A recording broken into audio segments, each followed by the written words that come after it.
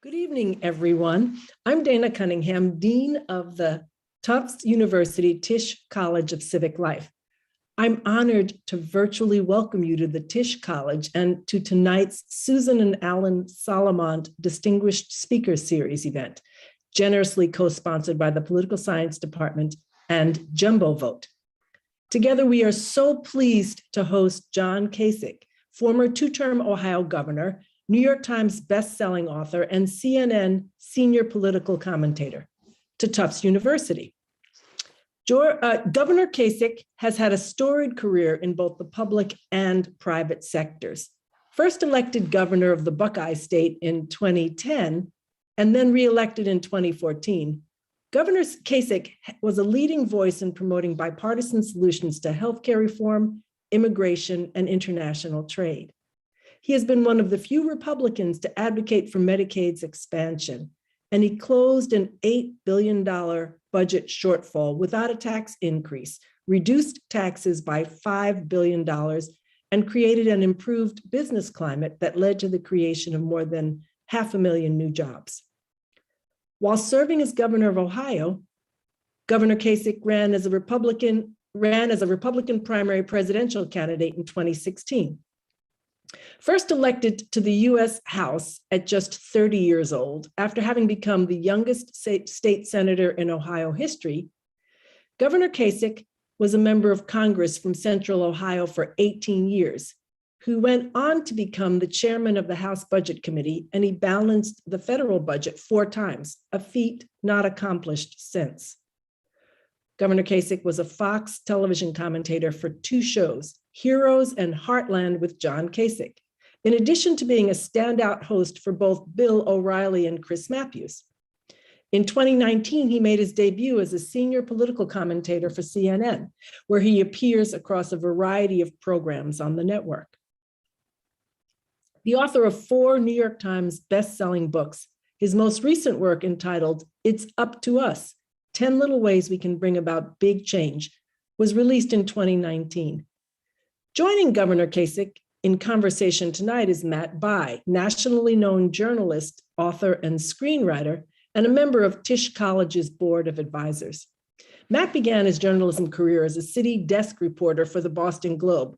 Starting in 2002, he covered 3 presidential campaigns for the New York Times, where he was the chief political writer for the Sunday magazine and a columnist for the newspaper. He then spent 5 years as the national political columnist for Yahoo News before becoming a contributing columnist for the Washington Post last year.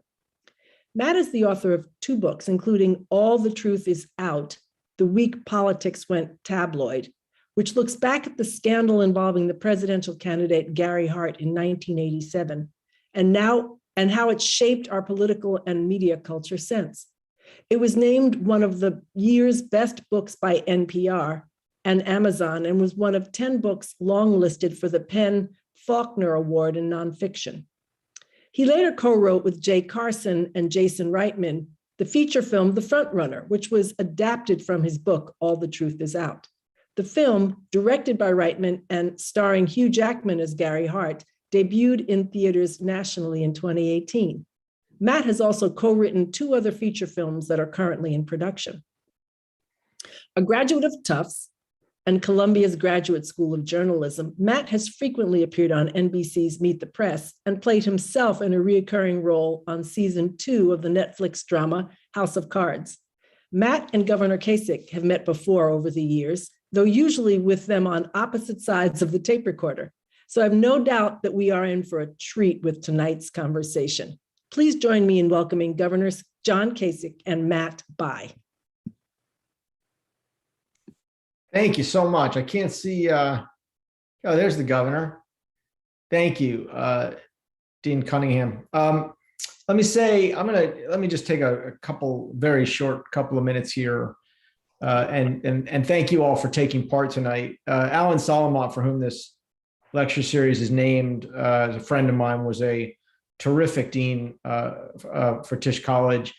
And I can't tell you, first of all, how thrilled we are and optimistic to have Dean Cunningham leading the way into this next year right now. All of us on the Board of Advisors are just blown away by her dynamism and her plans for the school. And it's a really exciting time for us. So it's an honor for me to be here with you. And let me say to all of you, I'm really honored and excited to be able to introduce you to Governor Kasich. When you have covered politics as long as I have, and I've actually thinking about this today, I've actually covered 6 presidential campaigns now, just like, I started when I was 12. But when when you do it that long, I think it's fair, you get to have some favorites. And I make no bones about it. And Governor Kasich is one of my very favorite people in public life. For a bunch of reasons. He's one of the most thoughtful and decent people. He just really cares. He cares about public service for public service sake, as we do at Tisch. He shares those values of civil discourse and making the world better, and really thinks about the effect of policy, and is willing to have a disagreement on civil terms and argue his point and change his mind. And I've always really admired that. We've had a running conversation on American politics and life and religion and a bunch of other things for a long time in such bizarre places as the Frisch's Big Boy, I believe, is one of your favorite restaurants, Governor, in Ohio. And we went to the Nixon Library. That's right. They shut that one down though. They did. It shut down. I liked it. I really liked it. Yeah. And we went to the Nixon Library once. I remember that. No, I remember the Frisch. I don't remember the Nixon Library. How was that one? Was that good? That was fun. That was good. I can't believe you don't remember it. We had a whole tour. Anyway, planes and offices. But the point being, I always enjoy talking to Governor Kasich because he makes me laugh and I learn something. And I think you'll find both of those things tonight as well. Governor, let me say to you, I'm sorry this has to be virtual. I hate that these are the times we're in, but I want to welcome you to Tisch College, which is a singular institution, and my alma mater, Tufts, which I believe is the best campus in the country. I know you have some ideas of your own on that, but I hope you'll visit for real at some point. But welcome to Tufts. Well, if my daughter can go to medical school there, I'll change all of my loyalties and love Tufts. Yeah. And by the way, I don't think you know this, Matt, but my wife's grandmother, her name was Gladys Bryant. She played field hockey, and she was known as Husky Bryant. And apparently, according to Jessica, that she engaged in a number of sports. And I think she was there in like 1922. And she had an accident. I really don't know anything about it, but she could not communicate. And so the school has been so great at being able to get information to our family and give the background on her. But isn't that's a small world? That's really cool. Really cool. Really? How old was she when she had the accident? Was that? I don't know. I mean, this was all, my wife came in the other day. She said, "What's all this about Tufts I'm reading about?" And I said, "Well, I'll be speaking there." "Well, you don't know about my grandmother, Husky Bryant." And so she's gone, or I would ask her right now. But it's a cool connection, right? It's very cool. It is great. It is. It is a small world. Let me ask you, first of all, something we've talked about, which I find interesting. Dean Cunningham went through your bio, and look, you've had an amazing career. People forget, you and I've talked about this, and people forget that as you started out as such a rebel and a firebrand and a powerful head of the budget committee in your 30s, two-time presidential candidate, two-time governor of one of the greatest states in the country. I happen to love Ohio, as you know. But you think of yourself as a politician, and you don't want to be called a politician, and I don't understand why. Well, because politicians are, people, when they want to put you down, even if you're not in elected office, they say, "Oh, you just sound like a politician," like full of baloney, can't be trusted and all that. Matt, I think back on my career. I mean, first of all, I knew no one in Ohio when I ran for the legislature. My friends thought I was insane, and I had no support, no money, no volunteers. And through like hard work over a couple of years, I won. And so I was 26, and it was there that I wrote my first budget, because the Republicans tried to raise taxes and I had pledged that I wouldn't. So they said you were irresponsible. So I wrote my own budget and offered it. And so I learned about budgeting, and budgeting's not about numbers. It's about all the moving parts, all the priorities. Just like at this school, when you look at a budget, it's not about the budget. It's about, the sort of the goings on at the school and where do they fit. And then I went to Congress. I was 30. I mean, unbelievable. My mother and father were stunned at that it's hard to believe. And the first thing that happened there is I'm the guy that found kind of the hammers and the screwdrivers that cost tens of thousands of dollars, and took it to I was on the Armed Services Committee in addition to the Budget Committee, which I got on later. I remember taking it to a guy, a Democrat from Alabama, and I ended up very close to him and spoke at his funeral. When I showed him these hammers and screwdrivers and everything, I remember he looked up from his desk and he said, "Your mama don't have any more like you at home, does she?" And that started me as what I called a cheap hawk. And you might recall that I worked with Ron Dellums to limit the production of the B-2, the only time a major weapon system had been limited in the 20th century. And then I spent all those years fighting to try to get the budget balanced because I thought it was a value that I believed in. I don't think we should put debt on our kids. And we got it done. And then I left Washington. And in the meantime, I started writing books. I went to Wall Street. I never was really there, but I was here working for a Wall Street firm. I was on some boards. And the weirdest thing, Matt, is I don't think there's another person alive who was both a commentator on Fox News and a commentator on CNN and spoke at both a Republican and a Democrat convention. Can you think? I can't think of anybody else. I mean, that's an interesting thing, this role you play.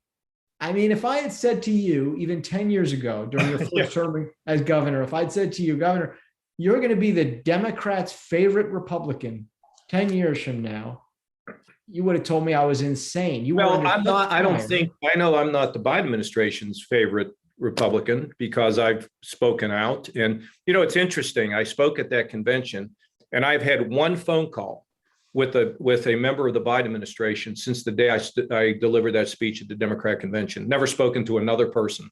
Who'd you talk to? I actually communicated with Mike Donnellan, who is viewed as the conscience of Joe Biden.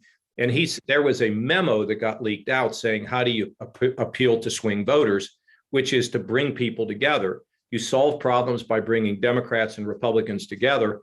And so I called him and I said, hey, I hope you'll tell him that. And that was the one and only call I've had. So pretty crazy. Let's talk about this a second. How hard it was quite a remarkable thing. I'm not sure people realize if they don't know the history, but it was a remarkable thing for you in 2020 to not only endorse Joe Biden, but to do a video for the convention. How hard a decision was that for you? Very simple. Look, Matt, I just got done watching this PBS special on Muhammad Ali. It's a 4-part series. It's like an hour and 50 minutes for each of the segments. And what's so stunning about Ali is he stuck to his guns and to his principles. He, you know, and why did he do it? Well, he did it fundamentally because of his religious faith. To some degree, in later years, that's probably what drove me, was my faith. I'm answering to an audience really of my wife, my children, and the good Lord. And so I've been very comfortable. I mean, how could I sit back and let Trump get elected again when I didn't even, first of all, we had the convention in Ohio and I helped get it here and I didn't go, you know, because Trump was going to be the nominee and I sat it out and I didn't vote for him then. I voted for McCain. And then, you know, 4 years later, he's running again and everything I feared came true. And so I just had to do what I had to do to put my stake in the ground and say no. So I knew I'd take a lot of heat for that or people would be mad at me. But, you know, at the end of the day, who cares? You know, I have to live my life and look myself in the mirror. And I'm really proud of what I've done. I am sort of like a man without a party, though. You know, at one point I would get 80% of the vote in one of these rural counties. And now I don't even know if I could go. People booing me. It doesn't bother me. Honestly, I am a very, very happy man. And, you were always kind of a man without a party anyway. Well, look, I don't want to be a guy that wants to stick his finger, you know, where like in the eye of my party, and you know, I have party loyalty, but at the same time, as I used to like to say, Matt, the party was my vehicle and never my master. And that's the best way to say it. And so I'm a conservative because I think government is a last resort, not a first resort. And I'm still a Republican, I don't recognize the party anymore. But my job when I first got in from the very beginning, my dad carried mail. His father was a coal miner. My mother's mother couldn't speak English. My mother was undereducated, as was my dad. And I came from a blue collar town outside of Pittsburgh. And it's always been my view, Matt, it's my job to try to help people to have opportunity and get ahead. I mean, it sounds like a line, but I did it. And I mean, you can just check my record, So if I had to take on big things to give people a chance, I did it. And I loved it. And I had a great time, but I'm having a great time now.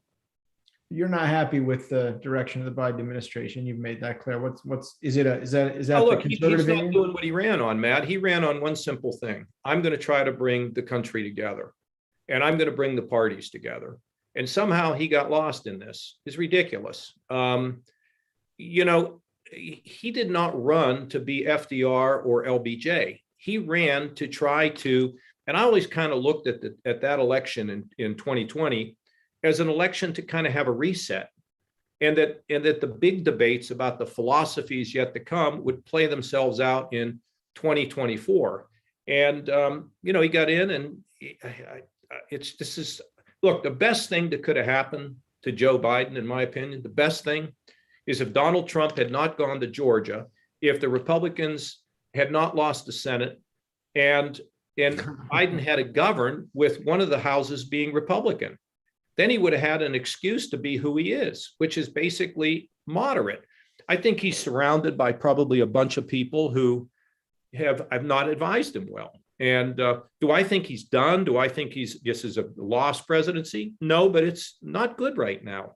Well, we know that. We can see, even in Virginia, I don't know what's going to happen down there, but the Democrats they're just not fired up anymore. And Terry's used that campaign to kind of resurrect Trump. And I'm not saying Trump won't try to come back or whatever, but there's no juice right now. And then we're watching, I think they should have passed the infrastructure bill. I don't know if I mentioned this, I guess, on the last call. Yeah. Pass the infrastructure bill, take it to the House floor. If the Democrats won't vote for it, go to the Republicans. If the Republicans won't vote for it, so what? Stand up, say what you think, fight like crazy as a leader. And now we're watching sausage being made. Well, what tax is in? Well, what tax is out? Well, I'm in this room. I got to go to the other room. I mean, that's not what an executive does. And here's part of the problem. There is a giant difference between a legislator and an executive. So you folks in the media, you love to cover senators because you fall out of bed and you can see them out your window. Oh, now don't start the you folks in the media. No. What I'm saying is you think about who's always put out front to be a presidential candidate. It's a senator. Okay. And senators are not only in the last one or two cycles. Before that, it was always governors, right? Like, okay, you had Bush. Go before that. Who did we have? Clinton, Reagan. Yeah, I mean, good points. Good points. You raise good points. But I think by and large, you always, and if you were to follow that, particularly even Clinton, he would have had to overcome a bunch of senators. All I'm just trying to tell you, I ran for president, and I was totally unknown because I was a governor. Nobody came out to Ohio to cover me. It was too hard for them. Now, if you look at who the potential contenders are for Republicans right now, most of them are senators. And I'm not blasting. I'm just trying to say to you that, but when you are a senator, and as a congressman, I had the good fortune to be an executive when I ran the budget committee. I functioned as an executive. But I think when you're a legislator and you're always cutting these deals, you forget the fact that you got to put your foot down. And so what I'm saying is there is no substitute for executive experience. Now, Biden hopefully will grow into the role of being an executive. And an executive, you walk in a room, you put your foot down and you say, this is what I'm going to fight for. And then if people want to have some negotiation, fine, but you stake your position out. I don't feel that here. I don't feel Biden's vision. Now, look, I say this, I'm not happy about it. I endorse the guy, right? But I have no regrets. I'm glad I did exactly what I did. And I just think we could be in a better place right now. So what about, I mean, what I think what's on the minds probably of a lot of people in the audience, and has been on the minds for quite some time, is what is going on with your party? I mean, I know you're now a man of that, but looking at the Republican Party, I think a lot of us thought that the Trump leaving would change something. There Yeah. seems to have been a real, an enormous shift in the direction of that party. You know, Matt, a lot of people don't want to think this way. Okay, my party is right now is a disaster, and I've said it. The Democratic Party is a disaster. I mean, you can't pass an infrastructure bill because a bunch of people on the left say, you give me what we want, or we're not going to pass a bill to fix highways and airports and roads unless I get everything I want. The Democratic Party is split and they are in chaos right now. Just look at what's happening, okay? But what's happened to the Republican Party is a lot of these people, they don't want to take Trump on. I mean, they feel like if they take Trump on, they're going to have too much hassle. I don't respect that. I think you need to stand up and stand for things. And I think the party has got to evolve right now. You know, look, what's going to happen is 2022, they're going to win the House. And then I hope the party doesn't look at one another and go, oh, look how great we are, because their whole policy is again policies. I don't know what they're for. I don't know where they are in the environment. I don't know where they are in the wealth gap. I don't know where they are on healthcare. I don't know where they are in pharmaceuticals. I don't know where they are on the border. I don't know where the hell they are on anything. But all they know is that we have to just hate Biden. And if we can do that enough, then, you know, we're going to win the majority, and they probably will. Haven't you described every midterm election we've had in? Yeah, but Matt, 20 years? I want to just, yes, because this is historic. You know, the history says that the party out will win. Let me just tell you, we need to think a little bit less about what the heck's happened in Washington, and we need to think what's happening in our own corner of the world in which we live. And I've been talking about this for a long time. Best illustrated by Robert Putnam, the great writer who wrote a great book. I would commend it to everybody on this call, called The Upswing. And also Rabbi Sachs, who wrote a book called Morality. He's gone, but Putnam's still around and he's kicking and he's great. And they both talk about this drift from a we culture to an I culture. You know, we're all in the same boat. And somehow it's gotten to be about, all of life is about me. I mean, we got people who won't get vaccinated. We got people slugging airline flight attendants on the plane. We've got people yelling at, fighting each other in the stands. We've got schools throwing bottles and cans on the field when they don't get a call they want, a football game. You can see that we have increasingly gone to an agenda where it's all about me. And we saw this in the late 19th century with the robber barons. And it was only through the revolution of the social gospel that we started to see a bend. We started to see more connection in local associations. We began to see more people participate as teams of people connected, which really existed until the 1960s. And then things started to fall apart again. As long as we are operating in an I culture, as long as everything in life is about me and myself, that's all I care about, it isn't going to fix politics. It isn't going to fix business. You look at Facebook. I mean, it's like Facebook is just like running for the hills. How can I change the message? Or did anybody ever stop and think over there about what damage they might be doing to these 13-year-olds? I mean, what is it? It's just about making money? If everything is about making money, we've lost it. And making money is okay. It's a good thing, but you shouldn't worship it. And what I'm saying to you in Washington is these politicians on all sides, they're intolerant. They don't, and if you're not intolerant, then they try to go out and beat you in a primary, or you get slaughtered on social media. And that's okay. Take the heat, But what I'm saying is, until we can begin to reverse this mentality of me and begin to look at we, and where does that come from? Well, it comes from one great lesson in all the religions: love your neighbor as yourself. And the fact of the matter is that if we're all made in the image of God, then we have an obligation to respect one another and not cancel one another out. So, when I was in Washington, it was delightful to try to walk across the aisle, although things were falling apart back then. They've accelerated now, brought along because of Trump. He's accelerated things. But when people say, how do we fix it? There ain't no easy way to fix it. And how do we get out of this? One person at a time. Everybody watching this, you be kind to somebody that you don't agree with. Listen to somebody else. Stop burying yourself in some goddamn silo where everything that you hear feeds back to you. Everything turn on Fox News once in a while. If you watch Fox News, turn on CNN, read the New York Times, read the Wall Street Journal, open your mind. And then we can begin to, I know it's a long diatribe, but this just drives me crazy.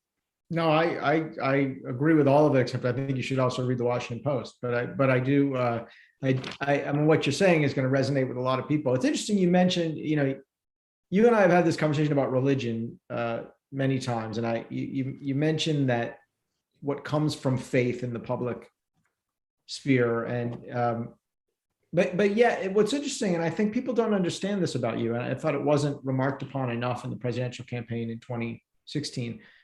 You are evangelical. You are, a deeply religious person, and yet you don't believe. Let's not get carried away with that characterization. Yeah, okay, but you are trying to do better tomorrow, so that I'm not. But you don't believe in religion, in bringing your religion into politics. And even in 2016, where I thought it would have helped you to talk more directly about religion with a lot of conservative caucus voters, you wouldn't do it.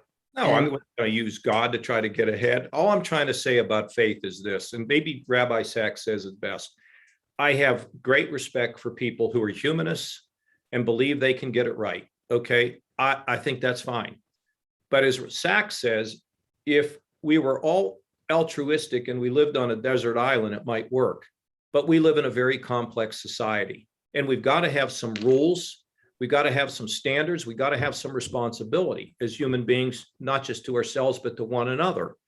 And so I'm going to, do that. I mean, I just feel strongly that we need a compass, that we have to understand that we have personal responsibility, and that we have a good model. And look, I just finished this 4 segments on Muhammad Ali.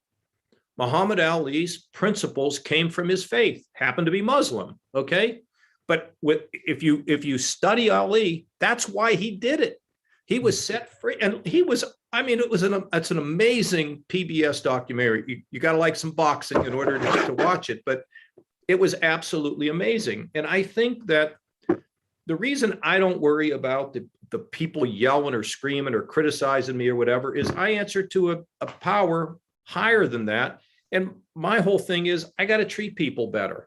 And I got a long way to go, Matt. I'm a slob just trying to make it through. I need to do many things better and some bad things a lot less.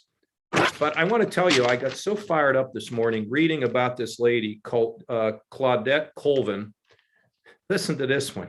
She was arrested when she was 15 years old because she would not get out of her seat. She's in Montgomery, Alabama. Read this, yeah.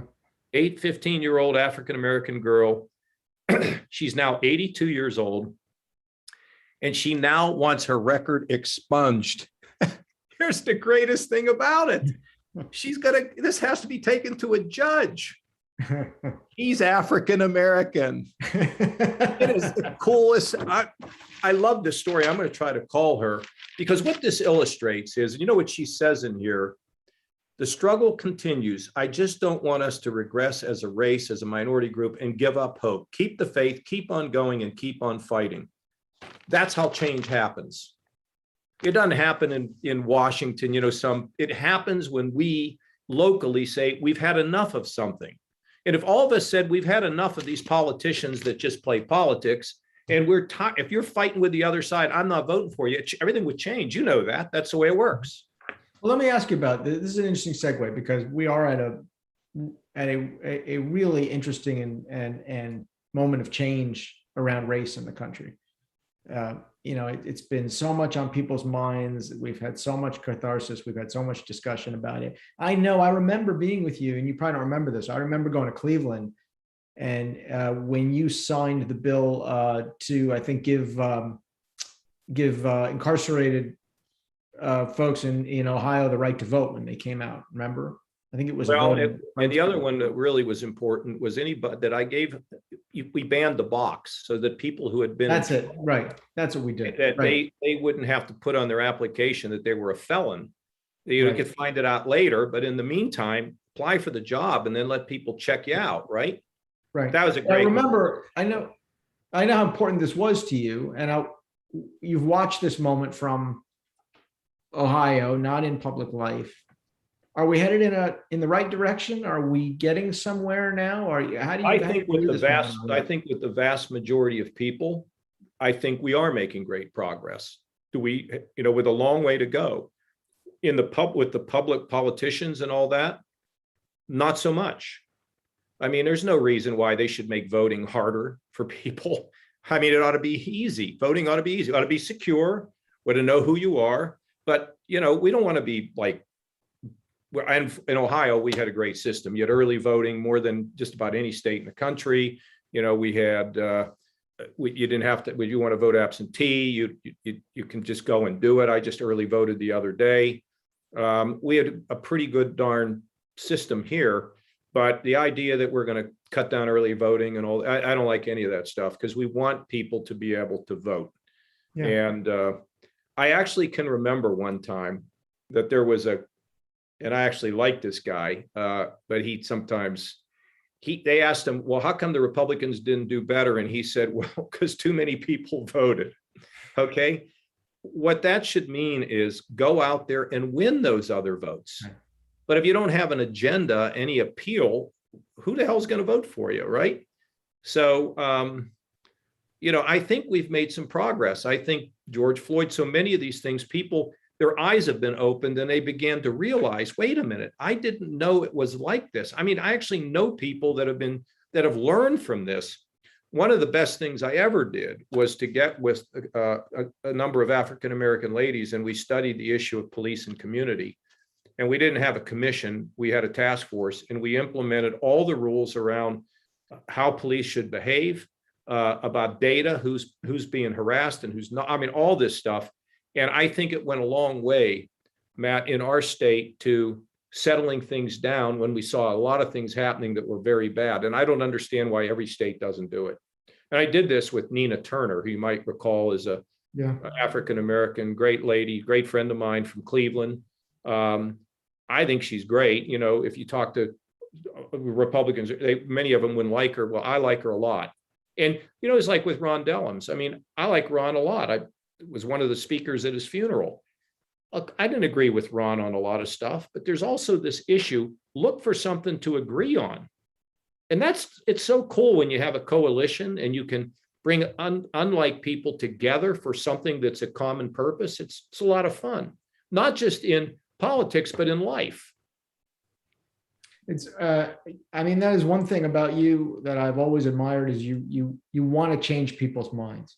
You not only think you can, you want to, and it's rare in politics now. People don't do it. You wrote this book a while back. It's up to us, which I recommend to people. It doesn't take long to read. It's got a lot of wisdom in it. I want to ask you. That book became a bestseller, and I knew my next book, which was called It's Up to Us, which is 10 little steps in which we can bring change. One of the things I say in there is if the Secretary of State and your trash man went on vacation, who would you miss more? To illustrate the fact that, things are local. Tip O'Neill was right. That all politics is local. But, it was interesting. Because I didn't write some sort of a tell-all, ugly attack book, my last book didn't do very well. That's this one. It's Up to Us, right? Yeah, it didn't do very well. Yeah. Well, join the club there, Governor. No, but my point is not feeling sorry for myself. It's that you have to write attack books today. Yeah.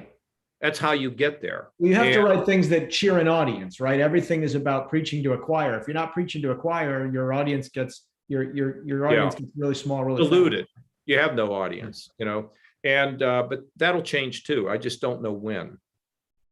I would love to know that. It made me think reading this. I think you've said to me before that you've matured over your career in public life, you've evolved, that Yeah.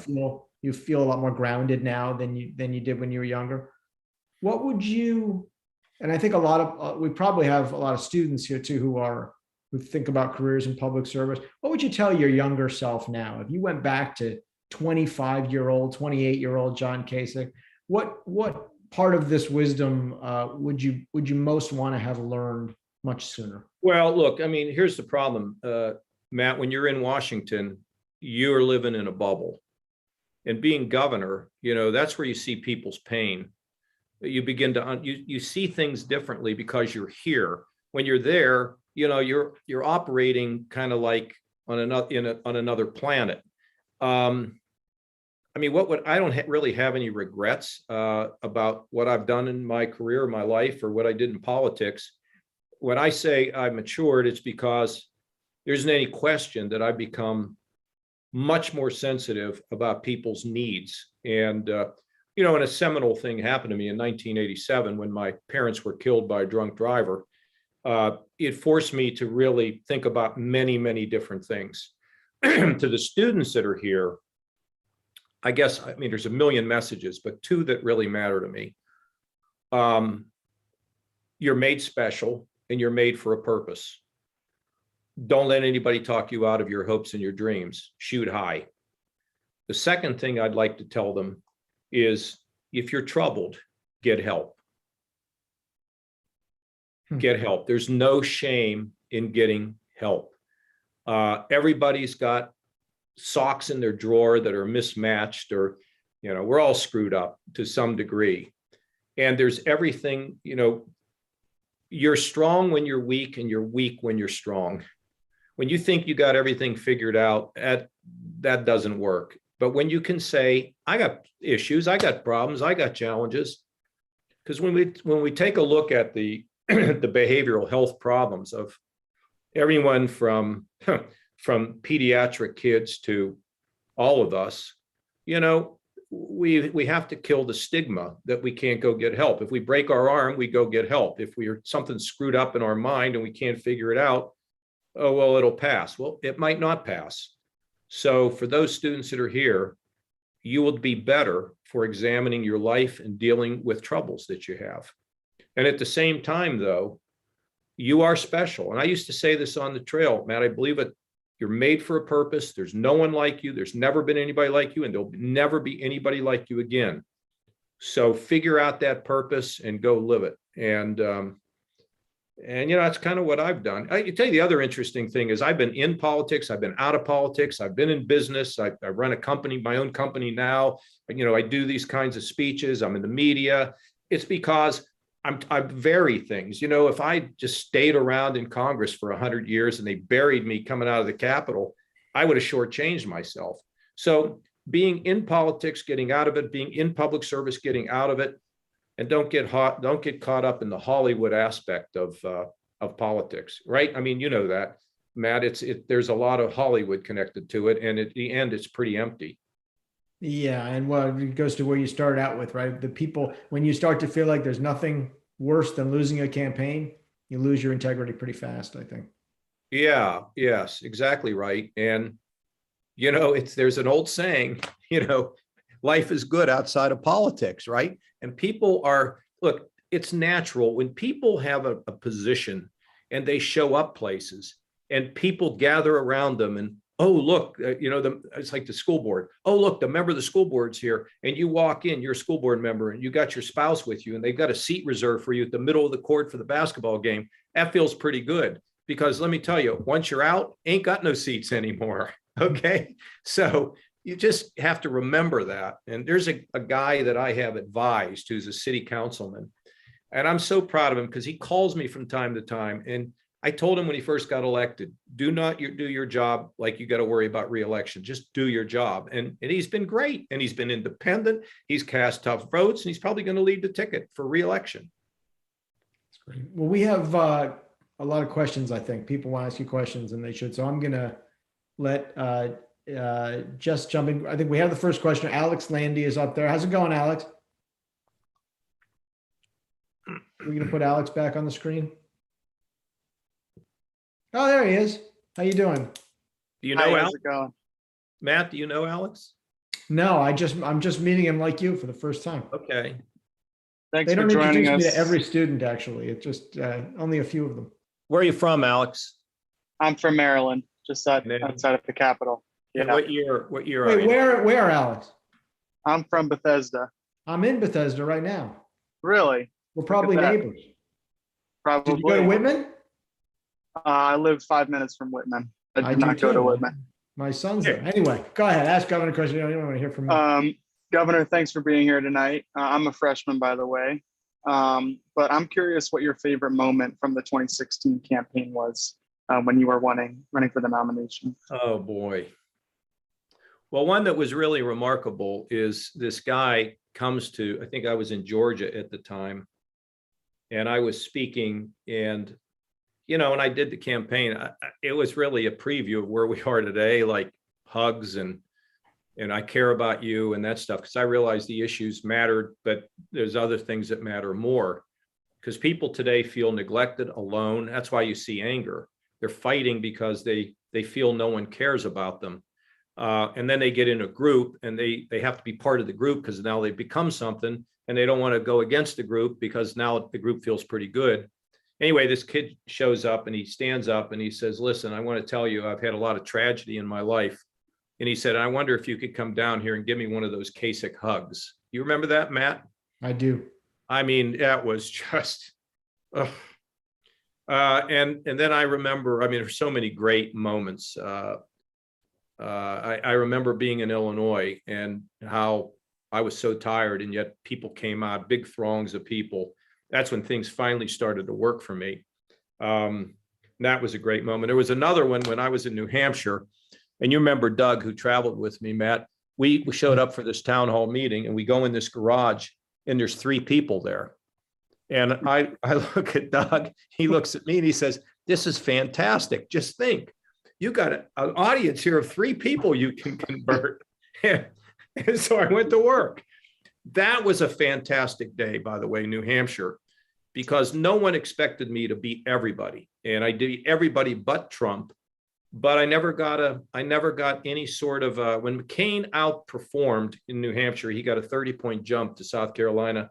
I got nothing. And so when I was in the South, no one knew who I was. I couldn't get any coverage, and things didn't start to work until we went north. But I have to tell you, Alex, it was a fantastic experience. I mean, it was really great. And I'll give you one other one. I was in Utah, and the governor out there kept telling me he was going to endorse me, and you know, that was a joke. And I did really poorly in Utah. I mean, I just got crushed. And I got a call from one of my friends, Senator Sununu, John Sununu, who helped me to make a decision to run to begin with. And he called me, and I'm like, John, I mean, we're just getting killed. He said, you're not quitting, Kasich. And what's funny about that is I've called John within the last year to say, John, I'll never forget that. But my daughter did very poorly on one of her tests, and she didn't want to speak to me or to my wife, and she was out with her friends. Then she finally called and said, could Dad come pick me up? And I told her the story of Utah. I said, you know, you could put more people that voted for me in a Volkswagen than who voted for me in Utah. And she laughed. And that was the end of her sorrow. So, you know, it was a great time, Alex. It was great. That's great. I remember when you won where you came in second in New Hampshire. Yeah. That was a big moment. I do recall seeing you and all that coverage. But thank you both for being here, and thanks for answering the question. Appreciate it. Thanks, Alex. And Bethesda misses you. We have a question from Mary. There's Mary. Hi. Can I say one word about Bethesda, Maryland, just so I can, because it's for the students that are here. If it's nice. Well, you know, I went to Ohio State. Make a long story short, I went to Ohio State, and I was at school for about a month or two. And then I got upset about something. And so I demanded a meeting with the president of the university. I think Matt's heard the story. And they wouldn't let me in. Then they finally did. And I went in and I saw him, and he had a very impressive office, and, you know, lighting and desks and rugs, carpets and everything.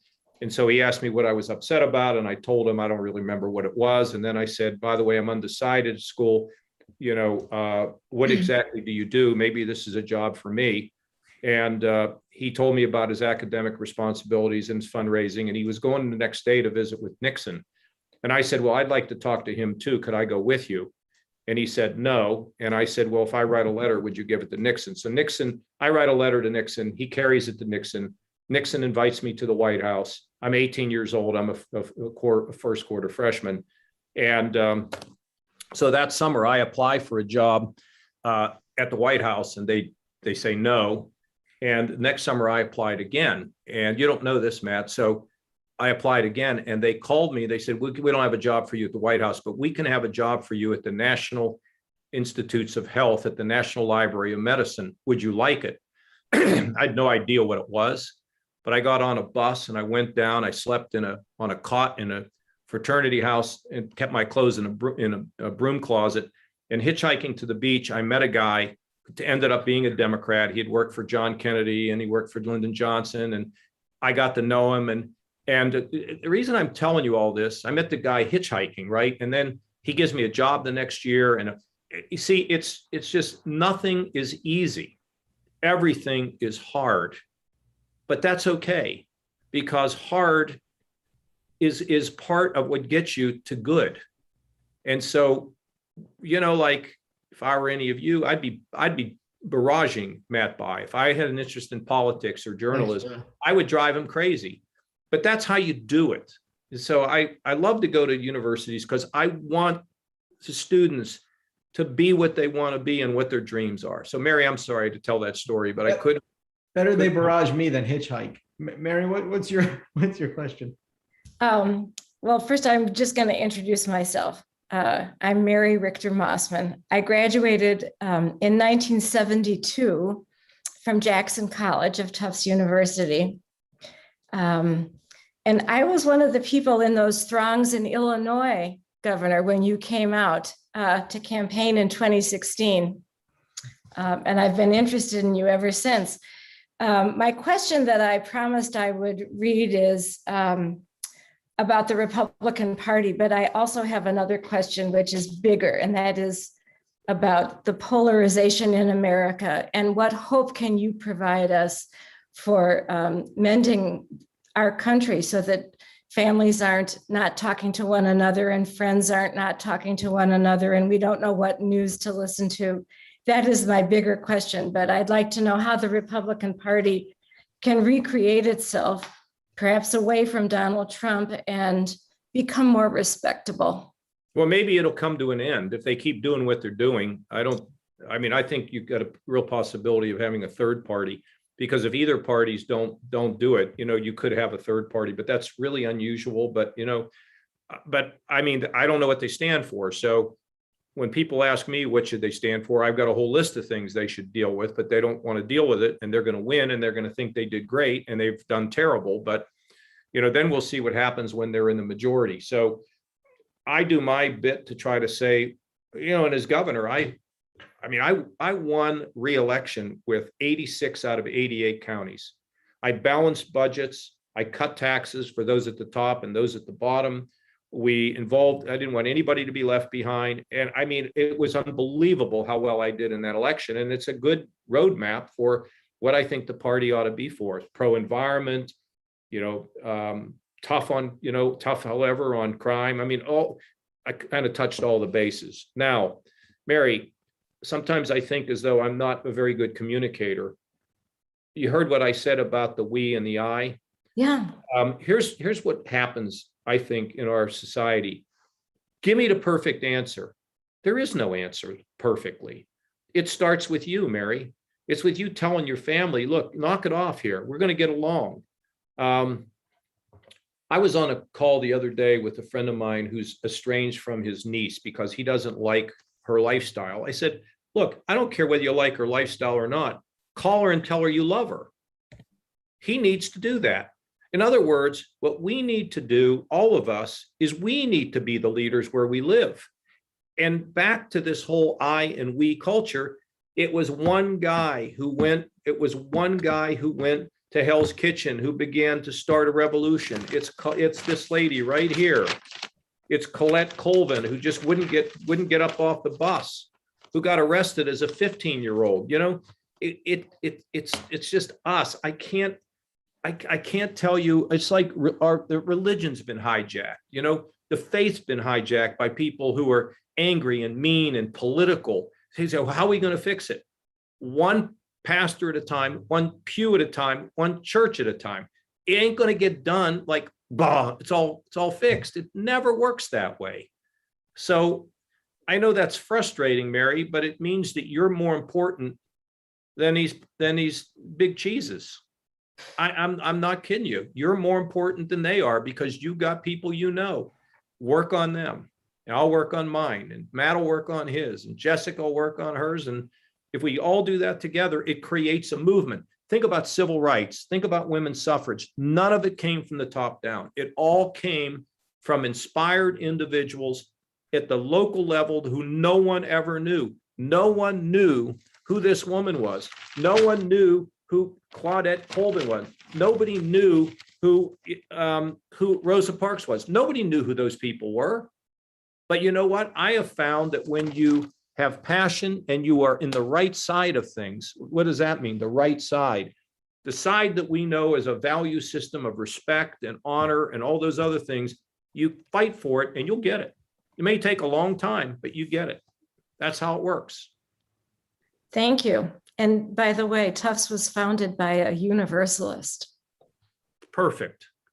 Perfect. I don't preach one thing. You know, again, I was talking about Muhammad Ali and what he did. It's just he was driven by principle created by a belief in a higher power. You know, people don't have to like what I say, but think about it. Thank you. Governor, we have I have a question on screen. Thank you, Mary. We have to wrap up, but I wonder if you would take one more. Oh, we're done? Yeah, of course. Whatever you want. I figured. Believe an hour has gone by already. Jeez. Yeah, I know, and everything you're saying is great. Some I have a question, and I'm Rocky Whites, who's a professor of practice, and he has a pretty practical political question for you, which is. Okay. If progressive Democrats, and he thanks you for an insightful conversation, if progressive Democrats refuse to support the bipartisan infrastructure bill, what are the chances that a group of moderate Republicans would join House Democrats to pass it and get it done? I think that's tough. I would expect that the Republican leadership would work against that. However, if I'm Joe Biden, I put it to him. And if the Republicans vote against this thing and he makes an appeal to them, think about what that means, Matt. It would shake the ground, wouldn't it? I mean, you're a reporter, you know what it would mean, but he ain't going to do that. And it's really ridiculous because that's how he was elected, solving problems with both parties. And if the Republicans voted no, the whole country would see it and the country would be disgusted by it. And now we're just nowhere. That's what I would do. Now, I'm not sure all these progressives who threatened to vote no would vote no. When you're a politician, it's pretty hard to vote no on pork or legitimately infrastructure. You're going to vote against airports and highways and bridges and clean water. I'd have made them vote and I would have seen where we were. Yeah, but that makes a lot of sense. He's a legislator, not an executive yet. And as a legislator, let's try to get a deal. At some point, call the vote. Call the vote. I don't disagree with you. We are out of time. Governor, I promised that you'd make people think and laugh. I think you did that. I really, it's great to see you again. And I really appreciate you doing this. I hope when conditions in the country are different and we can all get out and reconnect in person, you'll come see Tufts and spend a little time. I think you'd love it. You know, we've got a family connection to Tufts and, you know, we'll see. And it was just such an honor. And I'm just thrilled that Tufts thought enough about me to have me do this. I hope it's helpful to people. And, you know, I don't know anybody's going to leave here all fired up, but maybe people will leave here and give what I had to say a little bit of thought. Working together, we can build a better country. Of that, I have no doubt. Thank you. Great, Matt. Thank you all for coming. We appreciate it. And thank you all for supporting Tisch College and what we feel is a vital mission. So good night. Good night. Thank you.